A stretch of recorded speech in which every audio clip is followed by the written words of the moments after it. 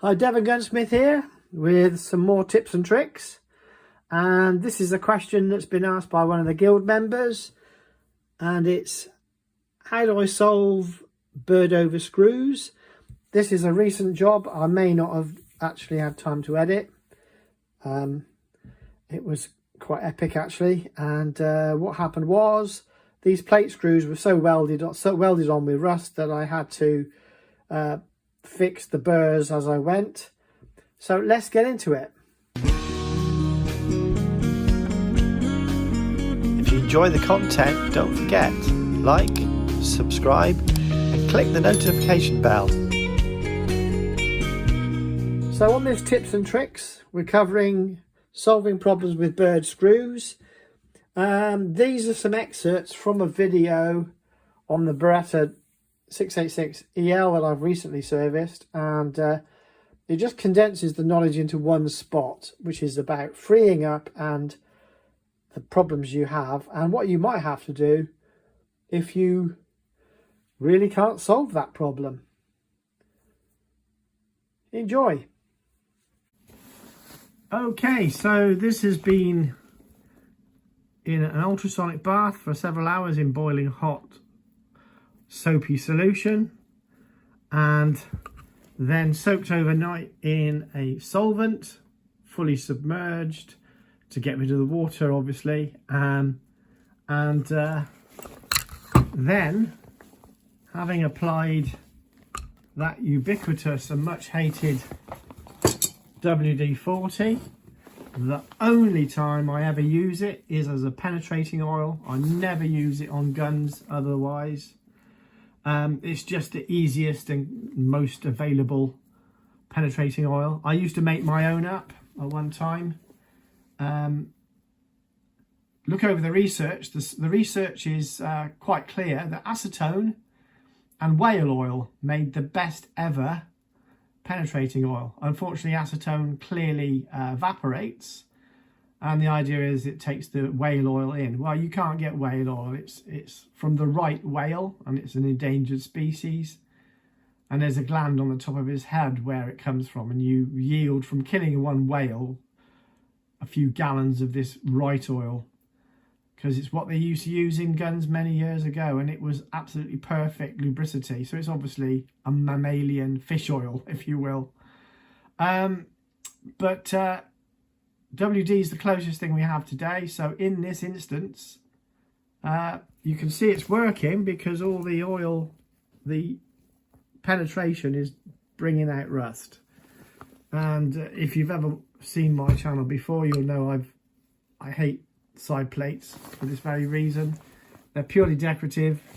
These screws become seized and you either have to drill and tap them out, which is a nightmare because you end up with an oversized hole eventually, and it just makes for extra work, and it proves a lot more expensive. So patience is a virtue, and this will be put to one side and left to soak over several days.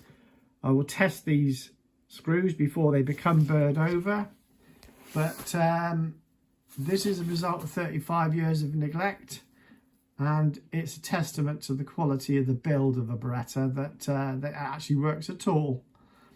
There we go anyway. So I'll be catching up with you soon, guys. Cheers. Okay, so what we have here is a failure to cooperate. So this has been burred over quite a bit.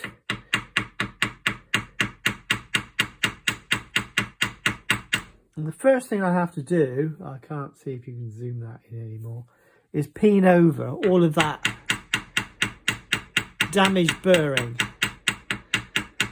Now I know that the auto volume will cut. So once this is peened over,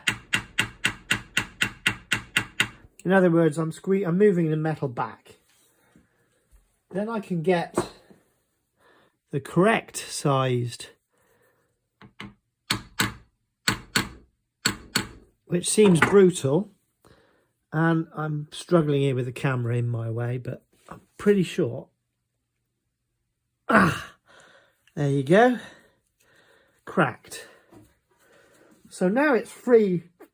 I can with my diamond file, I can dress up this mess on the end of there, polish this flat, and put some file marks in to accentuate the engraving again, and we're good. Look at the state of that. And this is the only time I would ever recommend, oh look at that, the use of WD-40. I'm going to clean this completely down, so there's not any problem.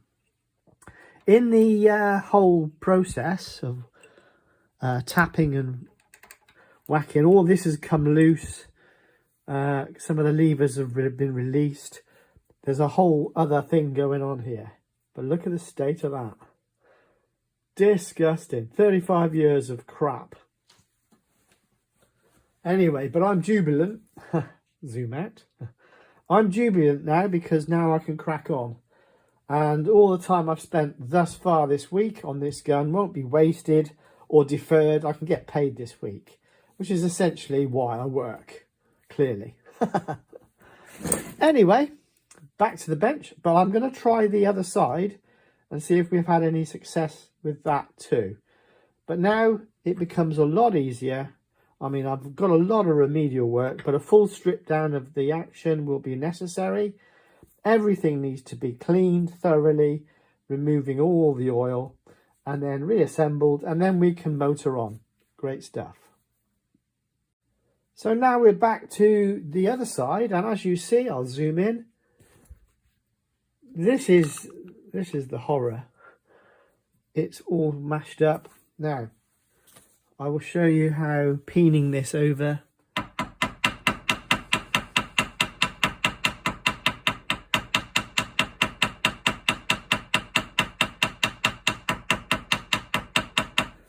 Moving the metal, and you see it's pinched.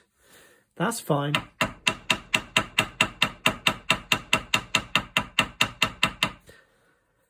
Minimal damage done to the screw. Let's see if we can be lucky twice. I'm not entirely convinced. I've not been that lucky. So now we're going to just tap that back in.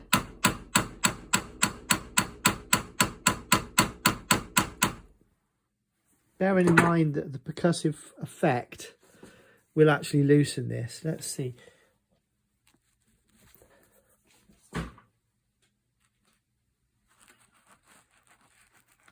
No, not that lucky. And it's burred again. That side needs a little more soaking up, so we'll persevere nonetheless. How can I show you that? I don't know if I'm going to be able to show you that. We're making progress. Slow, but we're making progress. This side needs more percussion. So I'll get zoomed over to the main part of the bench again, and then we'll crack on. See you in a minute. Right, so, and yeah, this is the first time I've used on the channel WD-40. So in the last 2 years, I've not needed to. This is how far I've sunk. How far do you need to stoop? Right, so as you can, you may not be able to see, the WD-40 is working its magic. This is a penetrating oil. It has a hydroscopic effect, so you don't use it typically with guns because you want a repellent effect with guns. So you use a silicon type based. Here's some of the parts that fell off earlier. I am a bit anal like that. But we're making progress now, guys, so that's good. Right, so look at the crap falling out of that. It's still not clean inside. Right, so this is how I approach it. This is a Wheeler hammer, and I use the I think it's PTFE or nylon. And what I do, if you tap it, you see how much vibration, the percussive vibration effect starts to free that action. Not doing any harm, it's a nylon or PTFE hammer component. Look at that, the filth just comes out of it. Now I need that to work all the way around that screw, and eventually that screw will ping free. And obviously I know the percussive sounds will make the auto volume change. You can see how burred that screw is, so we've got to try and improve on that.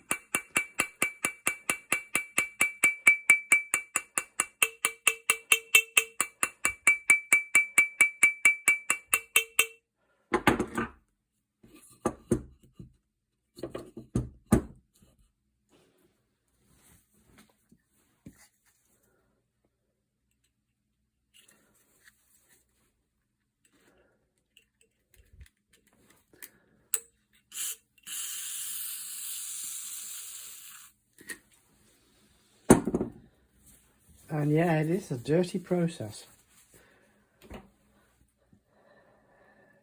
So this seems to have an effervescent effect these days. Didn't always do that. Anyway, once again, flooding out, looks filthy.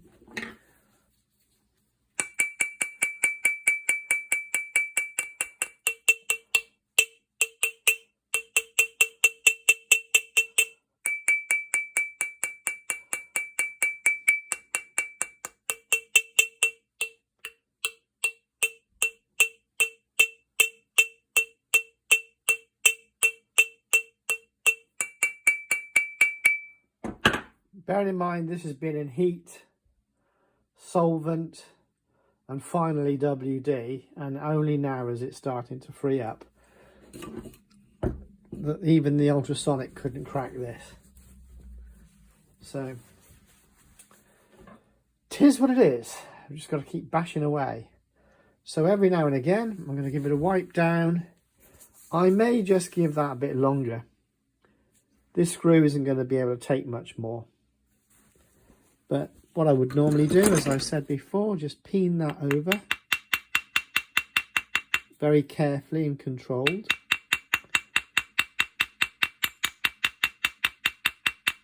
And the percussive action itself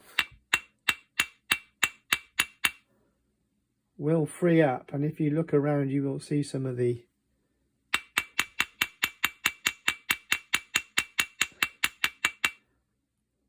see it's flattening a little bit. It is what it is.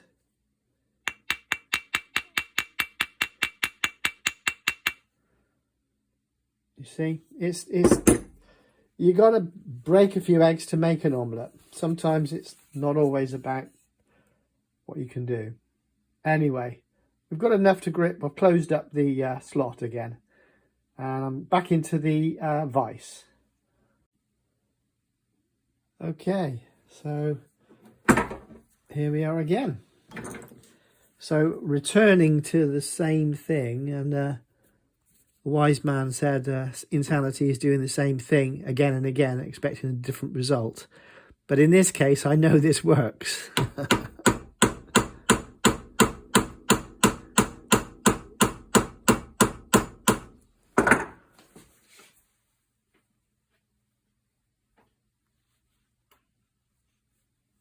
But not yet.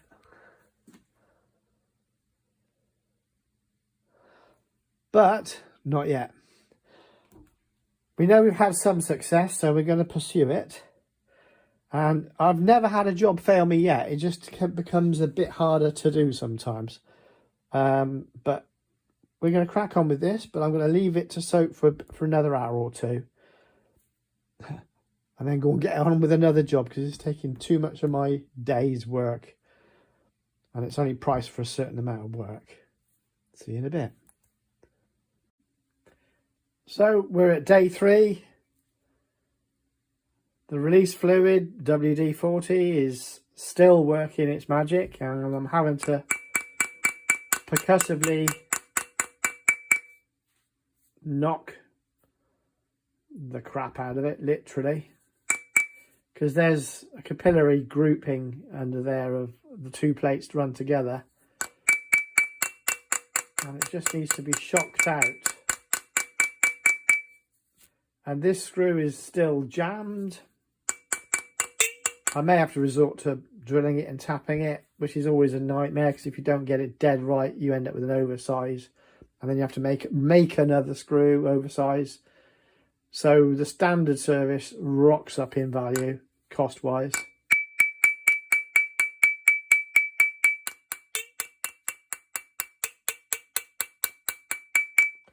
So unfortunately, a lot of the pins have to be cleared through this side to strip it down, and it is clearly in such a bad state that it has to be done.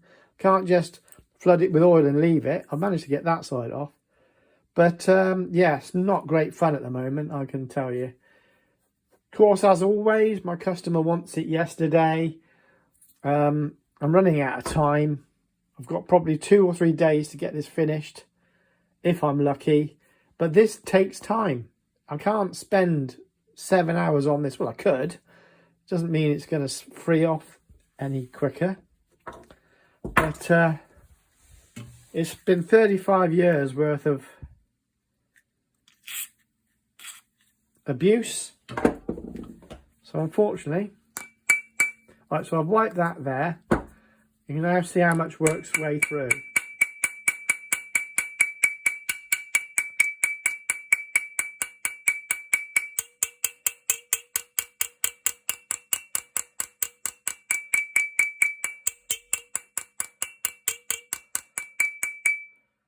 Already that's started to move some more through. So it is actually the percussive effort that gets it moved.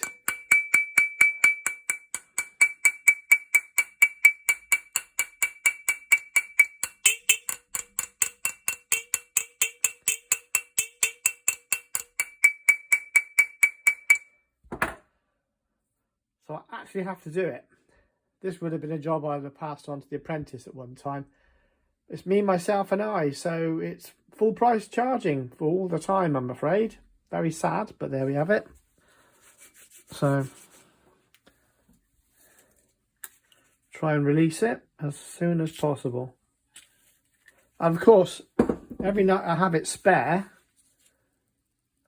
Look at that, it's already running out again, look, you see. So I just got to keep bashing away at it, quite literally. So I've put a bias on it so all the fluid runs that way.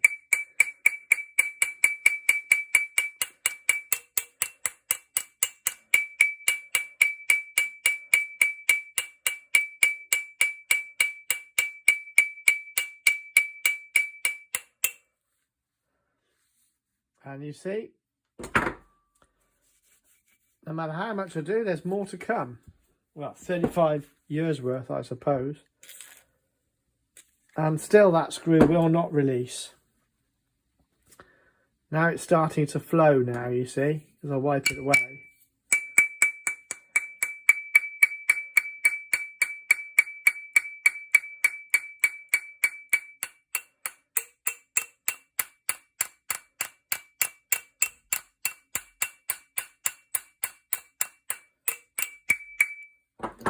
There you go, it's still coming out. On Old English that have been handed into me on occasion, I use this hammering method. Sometimes I couple it up with a screwdriver mounted in hard, hammered in, and I'll hammer the end, because these are removable obviously.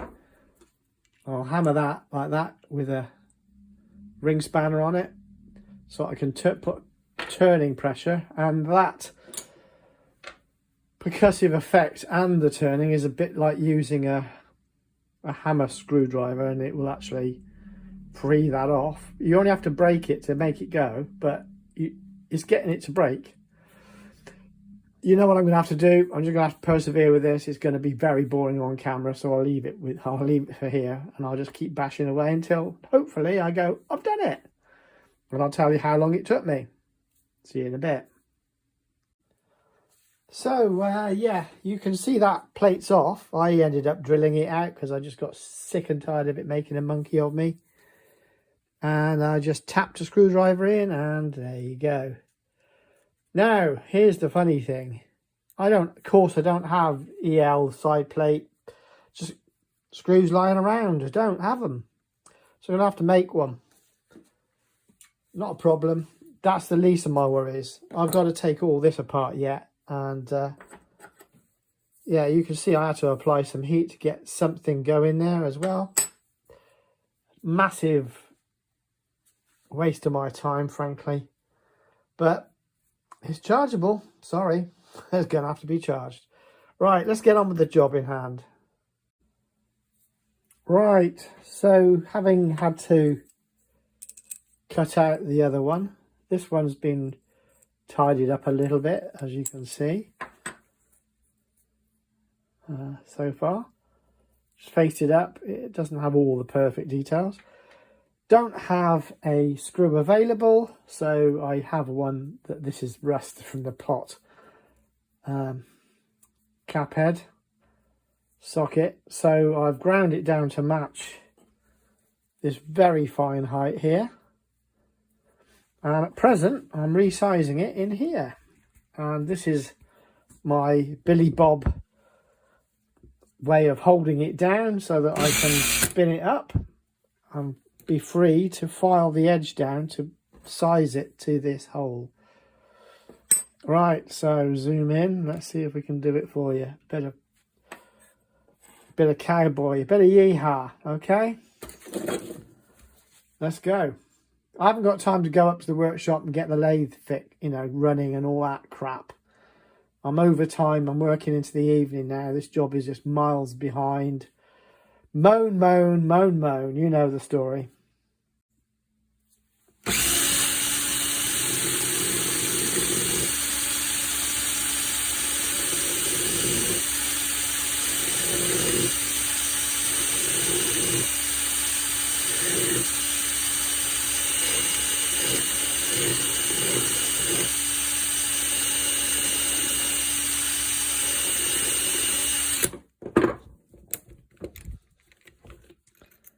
Quick test. Yeah, it's fitting. It's fitting. Nice. Probably need to... Let's see what they've got on here.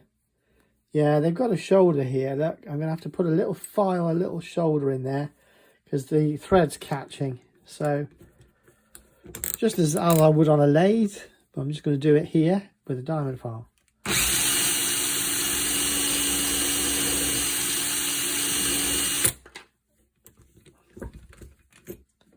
As you can see, it's in real time. So that's just flattened that part off there. So now when it pops in, it smoothly runs round. It just needs a tiny bit more. And this is the quickest way. Don't keep dimensioning things. Just flipping do it. JFDI.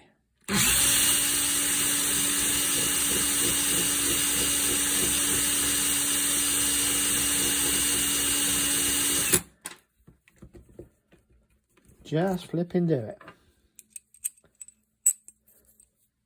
Right, so I could leave it like that. It's perfectly workable repair. Perfectly honest John kind of repair. It would work. I've obviously had to cut that and file that myself. Right, it's still catching a bit. So what I'm going to do is put a light chamfer on the back.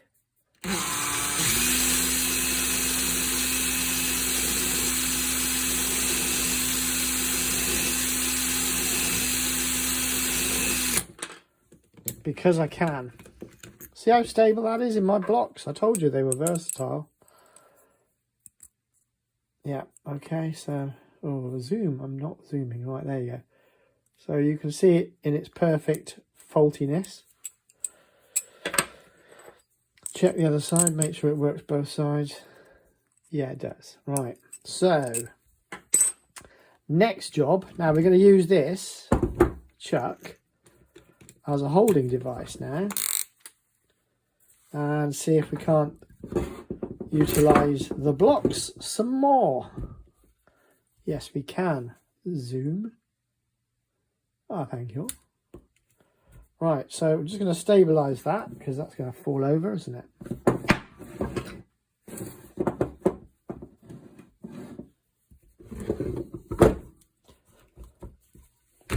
Okay, so now I've got something I can hold this in what I'm trying to do, and some of you relatively new guys don't know the premise of the channel, which was working from home and making do. Right, so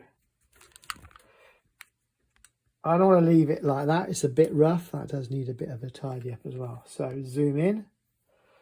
So as you know, most gunsmith jobs have a little, focus guys, right, have a little bit of work done to them.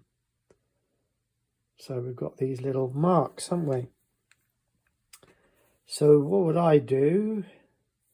I'd centre and quarter it. And I do have a little diamond file here. And it's going to be by eye. I tend to use my thumb.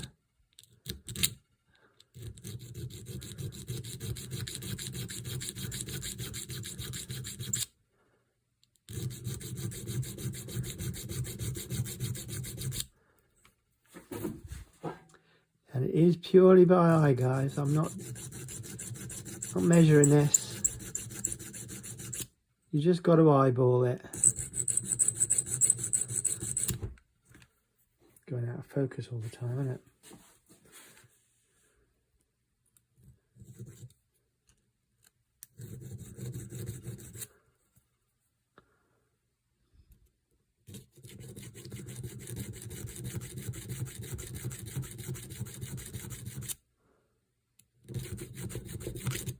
Whoops, missed, slipped. Now, it's not as perfect as it could be, clearly.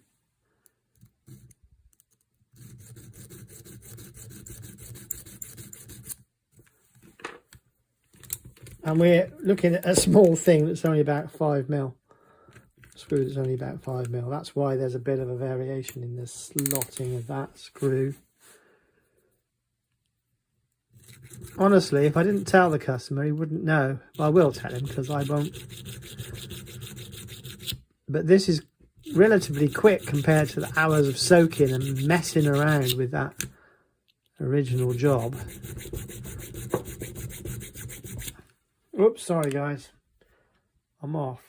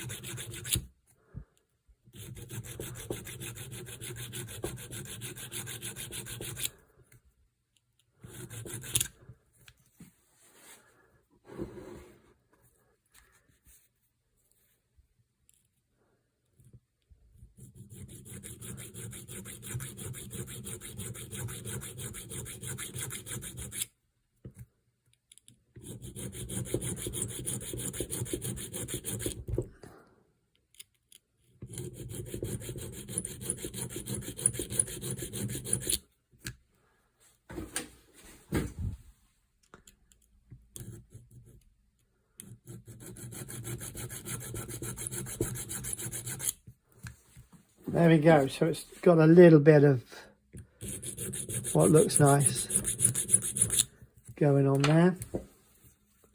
This is, after all, a rough replacement, and I will obviously offer him the chance to have it. Looks okay, doesn't it? It's rubbish, but it's okay.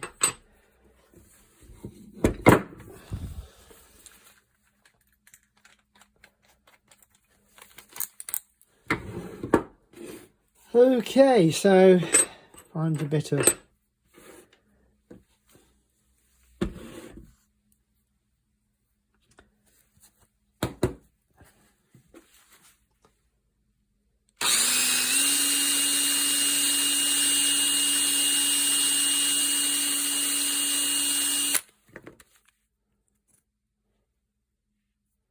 focus. Oh, slightly off that, isn't it? It'll do.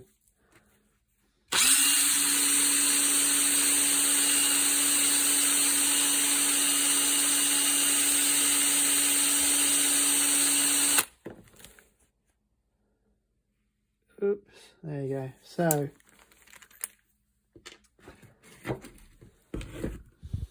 again, it's not a perfect replica, but it's passable, and that's all I'm going for. And I can do the same thing with this one.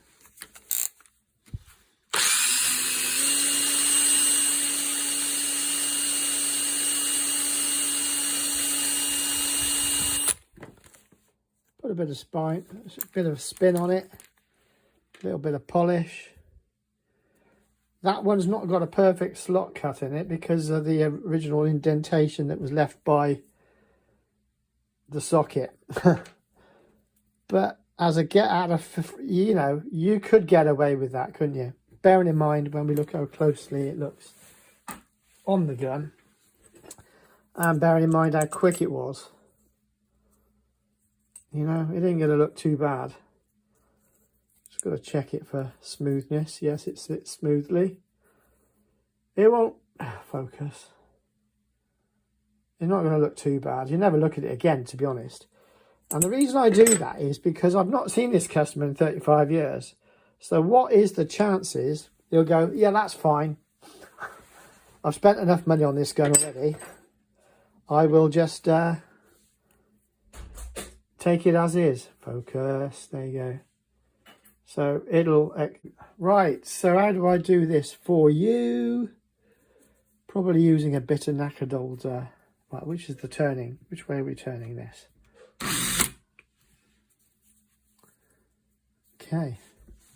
See if I can get this on camera for you. That'll be fun, won't it?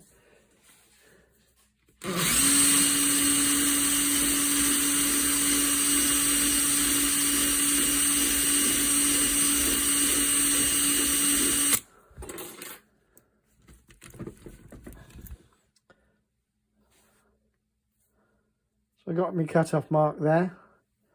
It's effectively rebaited already.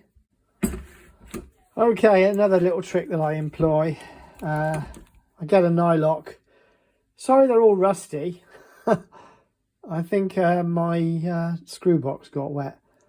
You get a nylock and then you can offer that into the chuck. Nice and flat.